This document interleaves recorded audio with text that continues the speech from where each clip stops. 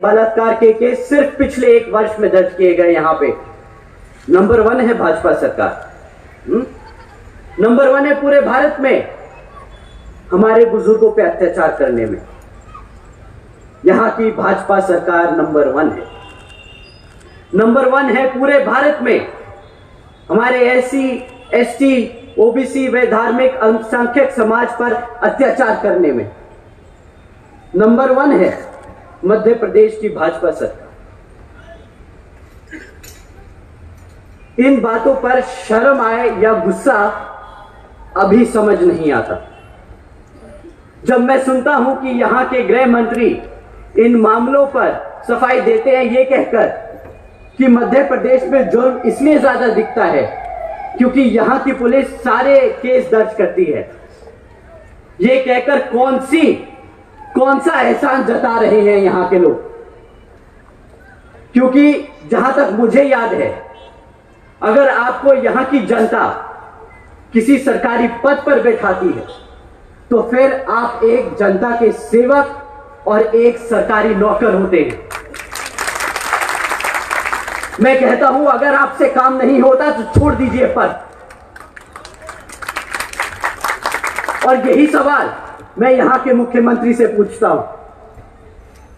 जब आप उसी समाज की सुरक्षा नहीं कर सकते जिसने आपको पिछले 15 वर्ष से ज्यादा यहां के तख्त पर बिठाकर रखा है, तो आपको भी कोई हक नहीं उस तख्त पर बैठने का।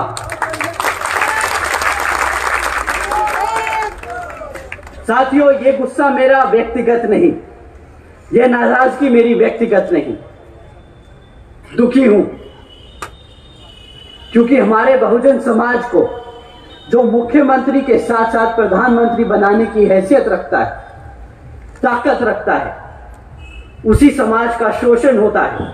और यह अकेले मध्य प्रदेश का हाल नहीं, बल्कि हर एक उस प्रदेश का हाल है जहां जहां पर भाजपा और कांग्रेस की सरकारें। यह फितरत है भाजपा की, धोखा देने की, कमजोरों पर अत्याचार और बहुजन समाज को दबा के रखने की। साथियों, इसी तरह है केंद्र की भाजपा सरकार। कुछ लोग मन की बात सुनाकर वोट ले गए आपका, और अब जब जनता परेशान और बेहाल है तो मन की ही बात सुनाकर बोलते हैं, अरे हम तो फकीर आदमी हैं, झोला उठाकर चल पड़ेंगे। केंद्र की सरकार का वादा करोड़ों नौकरियां देने का, केंद्र की सरकार का वादा महंगाई कम करने का, केंद्र की सरकार का वादा गरीबी खत्म करने का। क्या यहां बैठे मेरे साथी लोग, आप लोगों की लग गई नौकरियां? क्या आप लोगों के लिए हुई महंगाई कम? क्या आप लोगों की बढ़ी आमदनी? अरे साथियों, जो 10 करोड़ नौकरियां देने का वादा किया था ना, 10 करोड़ तो दूर, 5 करोड़ लगी हुई मैन्युफैक्चरिंग सेक्टर में जो नौकरी लगी थी, वो भी आज घटकर सिर्फ 2.5 करोड़ रह गई है।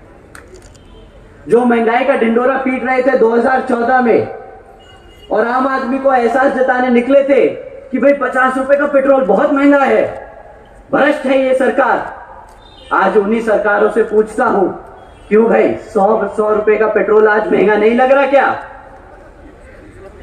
जो गरीबी खत्म करने निकले थे, आज नोटबंदी जैसे काम करके शायद गरीब को ही खत्म कर चुके हैं।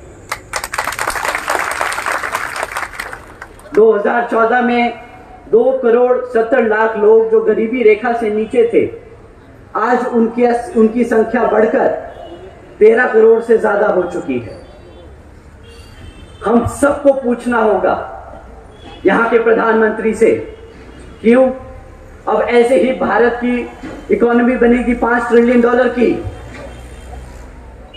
मैं अगर सही मायने में समझता हूं तो केंद्र की सरकार को बहुजन समाज को मुफ्त में राशन देने जैसी योजनाएं चलाने की कोई जरूरत नहीं।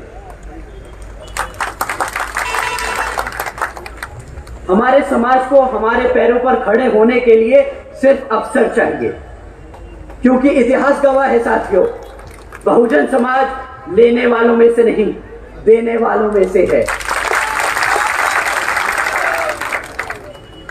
आज हम भाजपा सरकार को मन की बात नहीं, कुछ काम की बात समझाना चाहते हैं। एक लीडर होता कैसा है।